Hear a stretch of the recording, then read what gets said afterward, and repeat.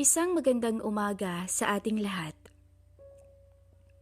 Naway nasa maayos ho kayong kalagayan habang binabasa niyo ang aking liham. Isang liham na hango sa aking tunay na karanasan. Ako nga po pala si Malu. Hindi ko ho tunay na pangalan. 35 anyos. Isa po akong OFW sa Dubai. May asawa at anak na naiwan sa Pilipinas. Sa hirap ng buhay, nakipagsapalaran ako sa ibang bansa bilang isang domestic helper. Noong una ho ay nahirapan ako, pero sa kinatagalan ay nasanay na rin ho ako. Anong magagawa ko kung nakapag-asawa ako ng lasenggo at tamad magtrabaho? Si Lando ang aking asawa. Hindi niya tunay na pangalan. Maglalabing-6 na taon na rin kaming kasal at ni minsan ay hindi ko siya nakitaan ng pagpupursige sa pagtatrabaho para sa aming pamilya. May 3 kaming anak at silang lahat ay pinag-aaral ko dahil ayokong matulad ang buhay nila sa akin. Mahirap pa sa daga. Kaya nga'y tinanggap ko na ang alok sa akin ng aking kapitbahay dito sa Dubai. Magli5 taon na rin ako rito at walang uwi-uwi sa aking pamilya. Ang mahalaga ho ay nakakapagpadala ko ng pera sa kanila. Tiniis ko ang lungkot at pagod, mabigyan ko lang sila ng magandang kinabukasan. Naniwala naman ako na magagampanan ng aking mister ang pagiging ama niya sa aming mga anak. Sapat na sapat ang ipinapadala kong pera sa kanila. Lahat ng sahod ko ay ibinibigay ko sa kanila. Ni piso nga ay hindi ako nagtitira para sa sarili ko. Mga bonus lang ng amo ko ang naiipon ko. Ayoko kasing maghirap ang aking mga anak nang sa ganun man lang ay mapawi ko ang pangungulila at pagkukulang ko sa kanila bilang ilaw ng tahanan. Maayos naman ang buhay naming mag-anak nang umalis ako. Hindi ko lang hulubos maisip na sa pagbabalik ko ng bansa ay makakagawa ako ng kasalanang hindi sa hinagap kong isipin ay magagawa ko. Bago ko umuwi ng Pilipinas, 3 buwan ang nakalipas nang biglang mag-chat ang aming kumpare sa akin na si Fernando. Hindi niya ho tunay na pangalan, binata at walang anak. Nagkumustahan kami at nabalitaan ko na nasa ibang bansa rin pala siya sa bansang Canada. Sa naging kamustahan namin ay umabot kami sa usapan ng pagkikita. Heto nga at pauwi na ako ng bansa at siya man ay ganun na rin. Napagkasunduan naming dalawa na magkita. Noong una ay parang wala lang naman sa akin ang usapang yun. Hindi naman kasi ako nakakaisip ng kakaiba sa pinapakita ni Fernando sa akin. Medyo close naman kasi kami kahit papaano. Dumating na nga ang araw ng aking pag-uwi. At heto nga hong si Fernando ay masyado kong kinukulit na makipagkita sa kanya. Kaya naman pinagbigyan ko na siya. Nagkita kami sa isang fast food sa loob ng airport. Nagkamustahan habang kumakain at nasabi ko ang mga dahilan kung bakit ako nag-abroad. Sa aming kwentuhan, medyo gumaan ho ang aking pakiramdam. Hinawakan niya rin ang kamay ko na kinagulat ko. Iniiwas ko ang aking kamay ng mga oras na yun, kaso mapilit siya kumpare. May inaabot siya sa akin na pera na hindi ko alam kung para saan. At nung nagpaalam na akong uuwi, ay sinabi niya sa akin na sabay na raw kami. Habang nasa loob kami ng taxi, hindi ko inaasahang makakatanggap ako ng mga pahiwatig at haplo sa binti mula sa kanya kahit nakasuot ako ng pantalon. At sa puntong yun, nahulaan ko agad ang nais niya. Ewan ko ba? Imbis na sitahin ko siya, tila ho na humaling rin ako sa sitwasyon at kahit malamig ang aircon sa loob ng taxi, ay tila tinupok ako ng apoy hanggang sa naging mapangahas siya ng tuluyan nang mabansing wala akong pagtutol ni isa. At hindi lang ho natapos sa taxi ang aming nasimulan. Umabot pa kami sa isang hotel at hindi ako makapaniwala na nagawa kong hayaan ang aking kumpare na magsilbing asawa ko sa kama. Aaminin ko po, simula nung araw na yun, hindi ko na siya makalimutan. Hindi ko na makalimutan kung paano niya pinawi ang uhaw ko mula nung mag-abroad ako ng ilang taon na. Matapos nang namagitan sa amin, magkasama kaming umalis ng hotel at pinasakay niya muna ako ng taxi bago siya. Magkaibang barangay kami sa Maynila. Pag-uwi ko ng bahay, tila nawala ang excitement ko nang makitang parang binagyo ang aming bahay. Wala dito ang mga bata at naglalaro sa labas. Halos maluha ako na makita na wala man lang na bago sa aming bahay.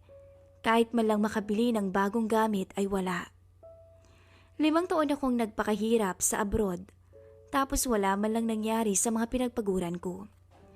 Parang gusto ko na ulit bumalik ng abroad sa nakita ko. Pagdating ng mga anak ko sa bahay, niyakap nila ako. Sinabi nila sa akin na walang araw na hindi nagiinom ang kanilang tatay, lalo na sa tuwing araw ng aking padala. Nanlulumo ako at umiyak nang malaman ko ang lahat-lahat. Hindi ko lubos akalain na lulustayin ng aking mister ang mapinaghirapan ko sa abroad, na akala niya ay maayos ang buhay ko roon. Gabi na nang dumating ang magaling kong asawa. Amoy alak at lango pa yata sa pinagbabawal na gamot. Nang makita niya ako, ay gulat na gulat siya. Oho, sinurpresa ko kasi ang pag-uwi ko, ngunit ako pala ang masusurpresa. Sa kagustuhan ng aking mister na yumakap sa akin, ay nandiri ako at tinulak to. Galit na galit ako sa mga pinaggagawa niya, hanggang sa nakatulugan ko na rin ang pag-iyak ko. Kinaumagahan, inasikaso ko ang aking mga anak. Bumili ako ng masarap na ulam dahil ang papayat nila na tila napabayaan lalo. Kasalukuyang natutulog pa ho ang aking mister ng mga oras na yun. Pagkatapos naming mag-almusal, niyaya ko na ang mga bata na magpunta kami sa SM. Gusto kong bumawi sa kanila. Pagdating namin sa SM, pinayagan ko sila na kunin nila ang mga gusto nila, hanggang sa matapos makapamili ang aking mga anak na lalaki. Habang ang bunso ko naman ay naglalaro sa playhouse. Pinag-grocery ko rin sila sa bahay at pinakain ko sa gusto nilang fast food. Pero ang saya kong iyon ay napalitan ng galit nang maabutan kong nagiinom sa labas ng bahay ang aking asawa at ang mga kainuman nito. Nangahalik sana siya sa akin, tinabig ko ang mukha niya. At dahil doon, nag-away kami at nagkasakitang dalawa. Hindi ko lubos akalain na pagbubuhatan niya ako ng kamay. Labis kong dinamdam ang nangyaring yun, kaya umalis ako ng bahay at hindi umuwi sa kanila. Nakipagkita ako kay kumpare at muli kaming nauwi sa isang malamig na kwarto. Pansin ko ang respeto at pag-iingat niya sa aking katawan, lalo na ang mga bahagi na may pasa dahil sa kagagawa ng aking mister. Pinaramdam niya sa akin ang walang kapantay na saya at aliw na nararapat para sa isang babae kahit hindi niya ako asawa. Matapos may mamagitan sa amin, nag-usap kami na babalik na lang ako ng abroad pero hindi siya pumayag. Inalok niya ako na sa kanya na lang ako manilbihan sa bahay niya sa Tagaytay, ngunit hindi bilang isang katulong, kundi asawa. Oho, gusto niya akong asawahin na lang. Hindi ko alam ang isasagot ko. Nasasaktan ako sa mga pinaggagawa sa akin ng aking mister, pero hindi ko naman maatim na iwan ang aking mga anak. 5 taon nga lang akong nawala, parang hindi na sila naasikaso ng tama. Hindi ko naman sila maisasama at alam ko na hindi nila iiwan ang tatay nila. Umuwi ako ng bahay at pinag-isipan ang alok ni Fernando. Sinabi ko na lang sa asawa ko na babalik na ako ng abroad at wala man lang siyang naipon sa mga pinadala ko. At ng oras na yun, tanging 50 na lang ang natira sa akin, kasama na dito yung pera na inabot sa akin ni kumpare. Hindi ho ako nagpahatid sa aking mga anak at ayokong malaman nila ang totoo. Sinundo ako ni Fernando ng kanyang kotse at doon nga ay tuluyan na akong sumama rito sa bahay niya sa Tagaytay. Sa unang araw ng pagsasama namin, walang oras na hindi kami sumampa sa kama. Walang oras na hindi niya ako pinagsawaan bilang parang tunay na asawa niya. Nang oras na yun, wala na ho akong pakialam sa aking asawa. Tanging mga anak ko na lamang ang aking naaalala. Mag-iisang linggo na kaming magkasama ni kumpare noon at ganun lang ang aming senaryo. Sa tala ng buhay ko, aaminin ko ho na kay Fernando lang ako sumaya ng ganito. Mahal ko ang aking asawa, pero hindi sapat ang pagmamahal kung hindi naman kayang panindigan. Alam ko ho na bawal ang aking ginagawa, kaso'y masisisi niyo ho ba ako kung makahanap ako ng tamang lalaki na aalagaan ako at hindi ako sasaktan. Nagpatuloy ang pagsasama namin ni Fernando at kagaya ng napagkasunduan, siya ang magbabayad sa akin. Mas malaki pa ng sinasahod ko sa abroad. Pinadala ko agad sa aking panganay na lalaki ang 30,000 at binilinan ko siya na huwag ipapaalam sa kanilang tatay ang pinapadala ko. Sinabi ko rin na bilhan niya ng mga gusto ang kanyang mga kapatid. Hindi rin ako nakikipag-video call sa kanila kasi baka mabisto nila ako na nasa Pilipinas lang ako at wala sa Dubai.